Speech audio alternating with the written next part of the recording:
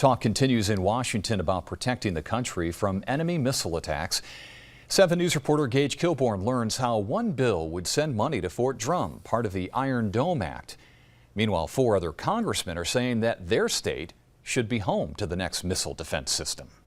I think the Iron Dome Act is a tremendous opportunity for the North Country. The Iron Dome Act aims to bolster the country's missile defense capacity. President Trump signed an executive order in January to build it. Last month, U.S. Senator Dan Sullivan from Alaska and Senator Kevin Cramer of North Dakota put forth a bill to fund it. $19.2 billion in missile defense funding, including $25 million for the planning and design for the Missile Defense Agency to build an East Coast-based missile defense interceptor site at Fort Drum. This will ensure that we're never caught off guard from a modern missile attack at our homeland. The Fort Drum system would detect and deploy defense missiles protecting the country. As the Iron Dome Act makes its way through Washington, Advocate Drum's Michael McFadden knows that having the defense system at Fort Drum could open up a world of opportunities for the North Country. And this missile defense site would allow for jobs in the construction, for the manning, and long-term sustainment of the site. So it brings long-term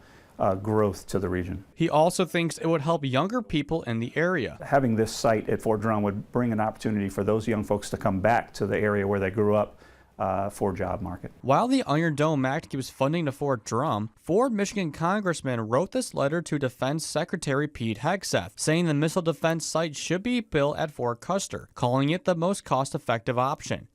Gage Kilborn, 7 News.